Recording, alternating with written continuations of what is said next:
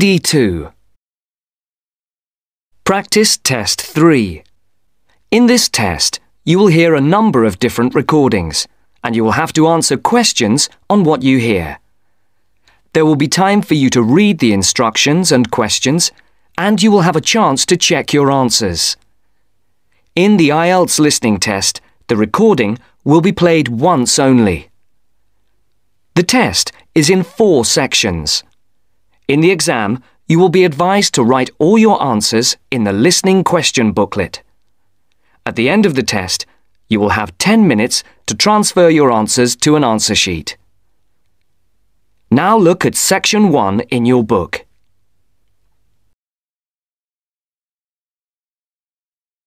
One.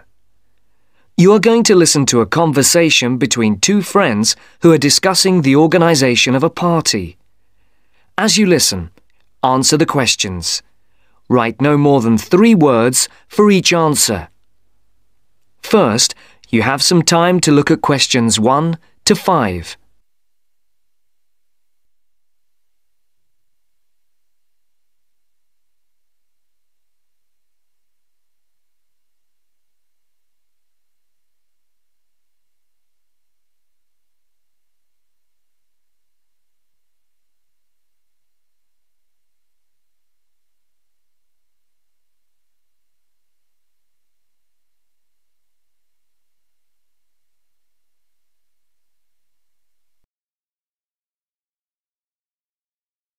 Right on time. Have you been waiting long? 5 minutes. The buses were held up on the high street. Otherwise, I would have been early. Yeah, there's something wrong with them today. Yes, I think so. OK, what shall we do? Shall we go and have a coffee? Yeah, that would be nice. There's that place on the corner over there. It does really nice coffee and cakes and things, and at this time it's usually very quiet, so we'll be able to talk. OK, let's go there then. So, when's the party going to be? Well, it has to be at the end of September, before we all leave for university.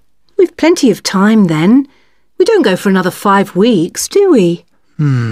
Well, we haven't really got that much time, if you think about it. There are only a couple of weeks at the beginning of September when all of us are around. Oh yes, I forgot. Nazrin, Phil and Nikki and all that lot have gone off on holiday. And I'm away for 2 weeks from tomorrow. So, what does that leave us then? As far as I know, we're all here between the 19th and the 30th of September. Will Sandra be around then? I know that she has a whole string of family birthdays at that time, and she might not be available. Well, let's make a note of that, and we can contact her about it. OK. Shall we settle for the 21st of September then? What day is the 21st? It's a Saturday. Is that OK? That's fine.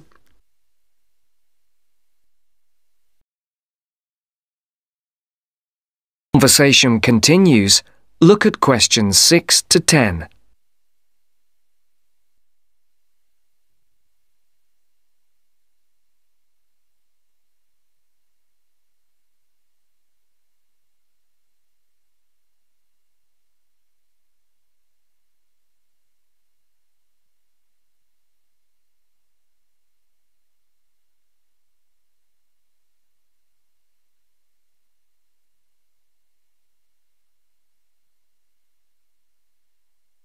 As you listen to the second part of the conversation, answer questions 6 to 10.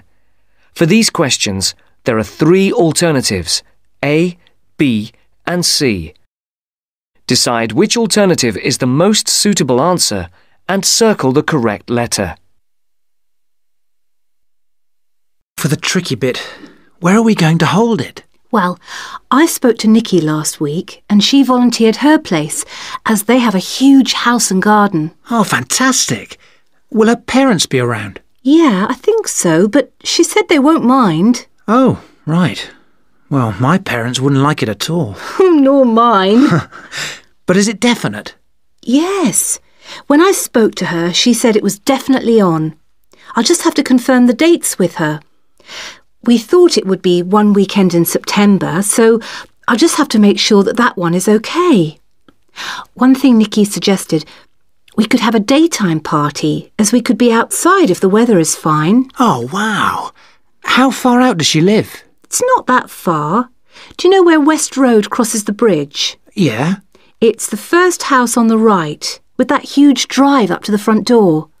Oh, right. I know exactly where it is.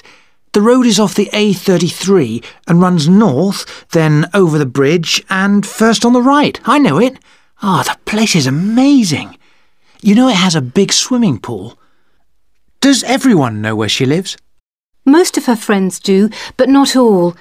But it doesn't matter, as we can put this map Nikki sent me in with the invitation. How shall we do the invitation? We can do it on the computer. I can scan the map and we'll put it all onto an A4 page. Is this the address? Can I just write the address down? It's 93 West Road, and I'll take the phone number. It's 477130. Right. There's one other thing. Yes? We're all giving £10 towards refreshments and food. There'll probably be a barbecue. Do you think that's enough? Oh, right. Yeah, that's fine. And everyone will have to help tidy up afterwards, including the boys.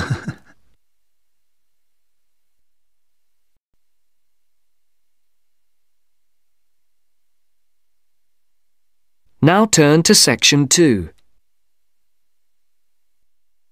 Philosophy students. First, look at questions 11 to 13.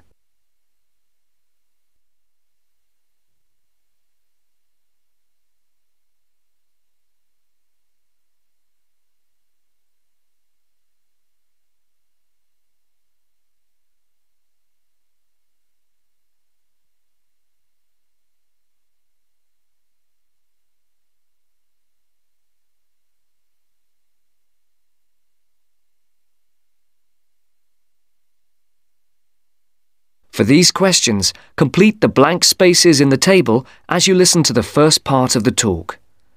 Write no more than 2 words for each answer.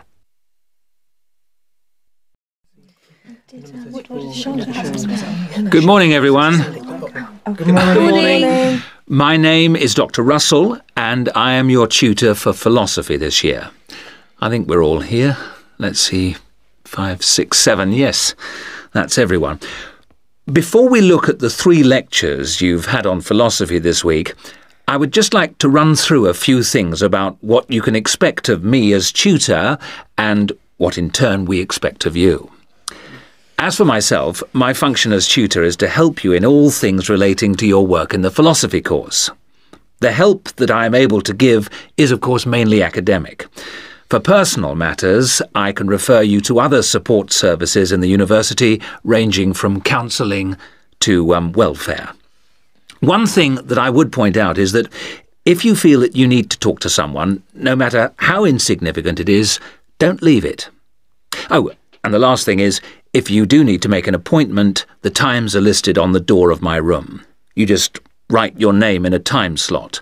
But I would point out that the appointment slots get booked up quite quickly.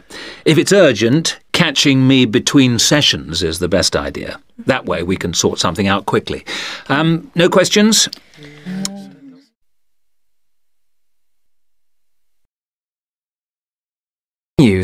Look at questions 14 to 20.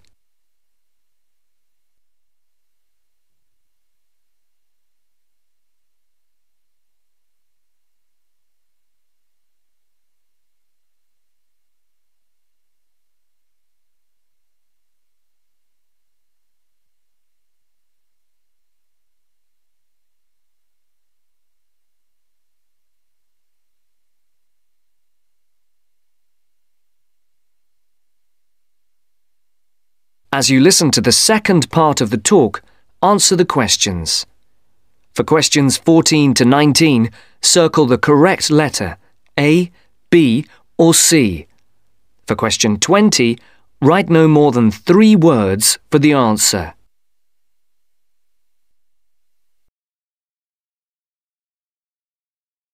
OK. As regards you as students, the tutorials are voluntary. You're not obliged to attend, but you are encouraged to do so.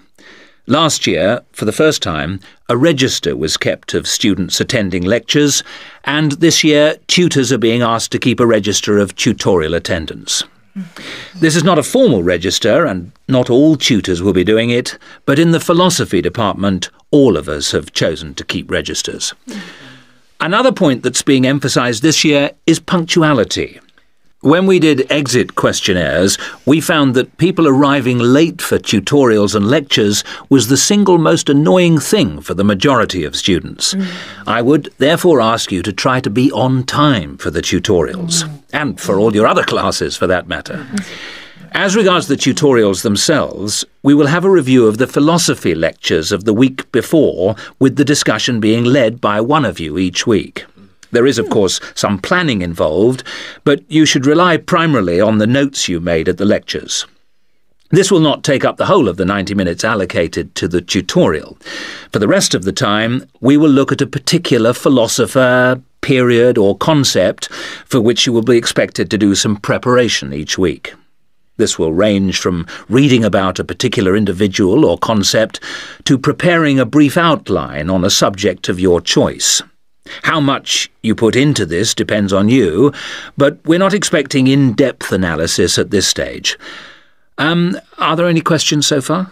I'd just like to ask whether the work we do in the tutorials counts towards our continuous assessment, and if so, how much? I was just coming on to that point. All the work you do in the way of essays and project work that is graded counts towards your continuous assessment grades. The mini presentations and lecture discussions will not be graded, but obviously, as time goes on, these activities will, I hope, have an impact on your work and hence your scores. Does that answer your question? Basically, yes. But what about... Now turn to section 3.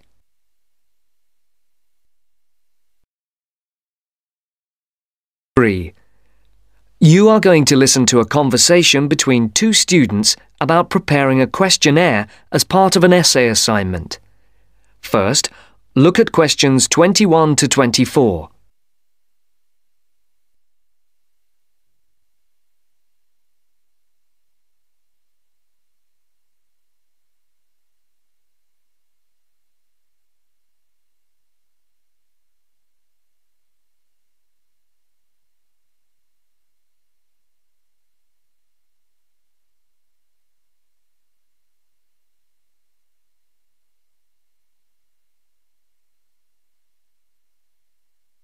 As you listen, answer the questions.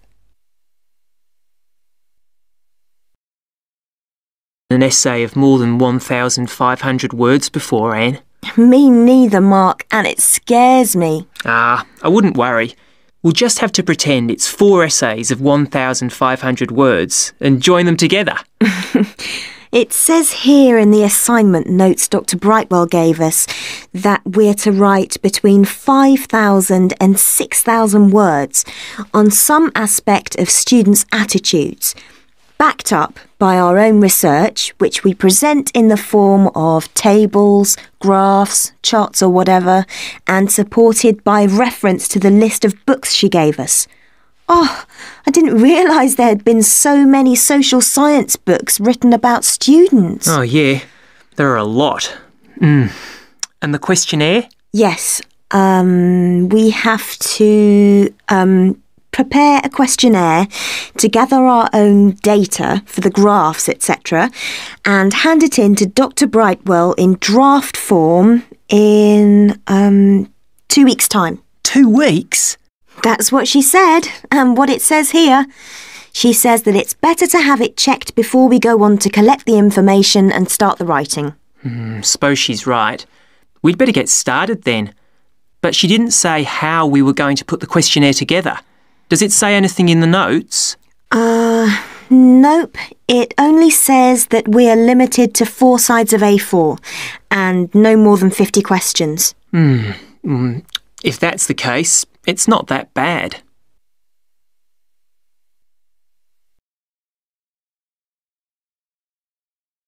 Station continues. Look at questions 25 to 30.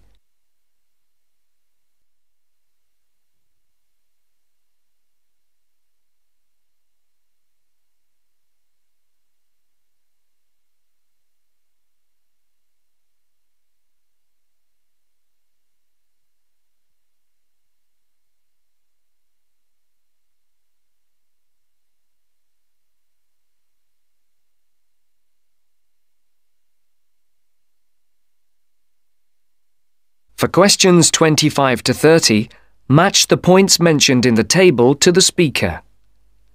Circle M for Mark or A for Anne.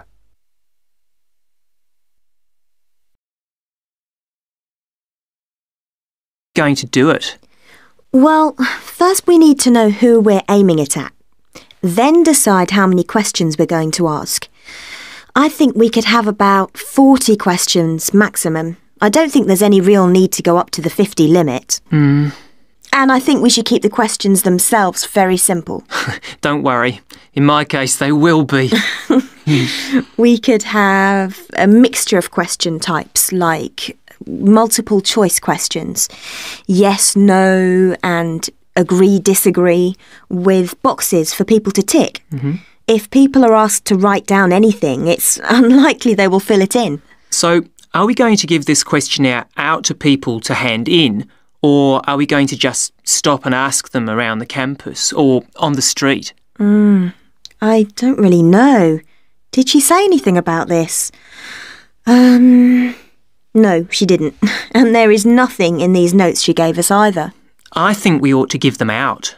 OK. Anyway, it won't affect the way we design the questionnaire. We're both doing it on different subjects, but there's nothing wrong with pooling our ideas about the mechanism of the questionnaire. No, none. What are you doing your project on?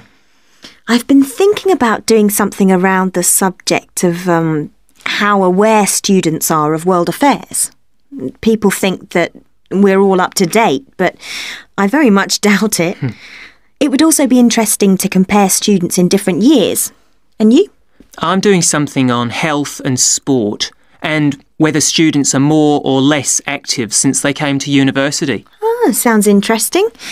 As the questionnaires can be anonymous, I'll fill in your first questionnaire for you. But I'm sure you won't be surprised by my answers. Somehow, I don't think so. I suggest we put together about 20 or 25 questions each and then meet tomorrow or the day after and compare them. Are you going to type yours up? Yeah, then I can come round to your place and we can work on them.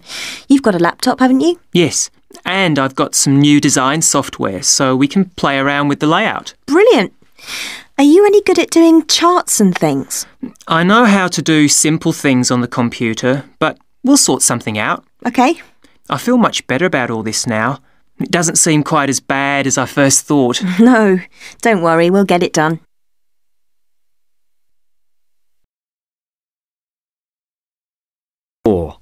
You are going to hear a talk on the writer Charles Dickens, given by a university lecturer to a group of students.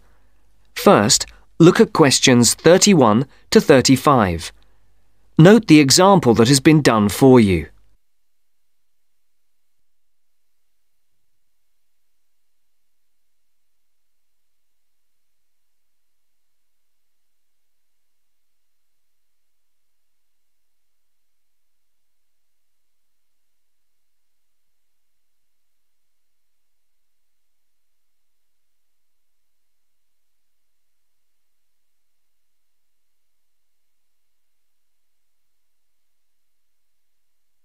As you listen to the first part of the talk, tick the appropriate box for questions 31 to 35.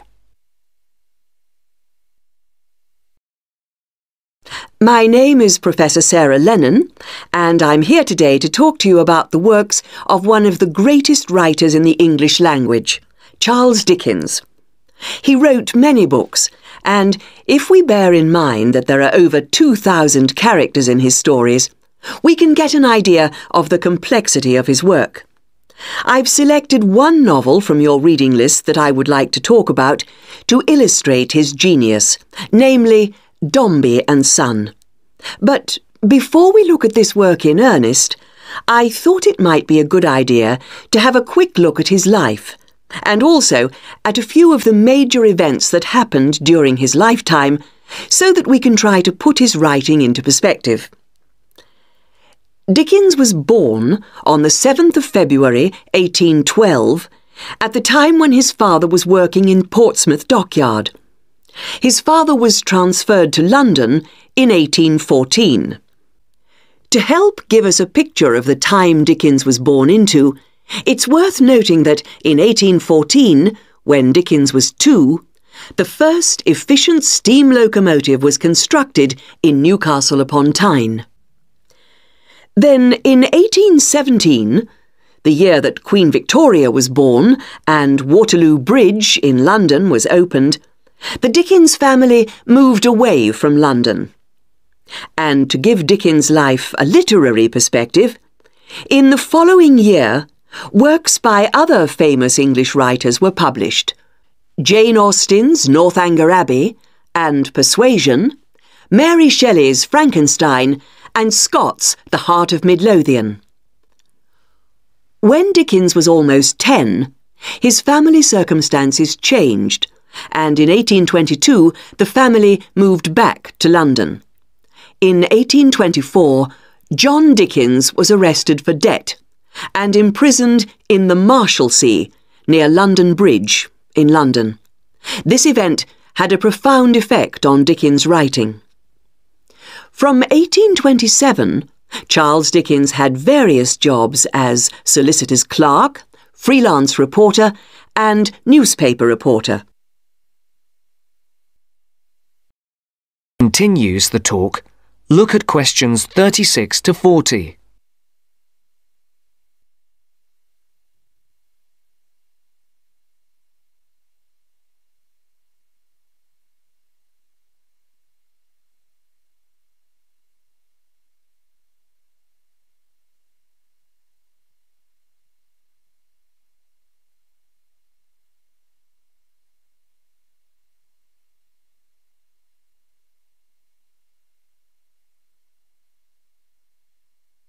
As you listen to the second part of the talk, answer the questions. For questions 36 and 37, circle the correct answer. For questions 38 to 40, write no more than 3 words or a number for each answer. 1833, Dickens had his first story, A Dinner at Poplar Wall, published in the Monthly Magazine. In the same year, the SS Royal William became the first vessel to cross the Atlantic Ocean by steam alone. In 1836, 2 important events happened. Dickens published the first series of Sketches by Boz, and the publishers, Chapman and Hall, suggested his first novel, The Pickwick Papers. In April of the same year, the second major event took place. Dickens married Catherine Hogarth. And in 1837, the year that Queen Victoria became Queen of England and Samuel B. Morse developed telegraph, the novel Oliver Twist began publication in Bentley's Miscellany in 24 monthly instalments. You may not be aware that serialization like this was common in Dickens' time. In the subsequent year, that is in 1838, the serialization of Nicholas Nickleby started and appeared in 20 instalments. Dickens' novel The Old Curiosity Shop began serialization in 1840. This was the year the first postage stamp, the penny post, was brought in by Rowland Hill, and the year the first bicycle was produced. The next major publication for Dickens was in 1842, when the first part of Martin Chuzzlewit appeared, and in 1848, Dombey and Son was published. Now, do you have any questions before we go on to look at this work in some depth? No?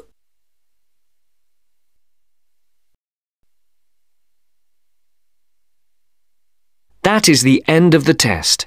You now have 10 minutes to transfer your answers to your Ielts listening answer sheet.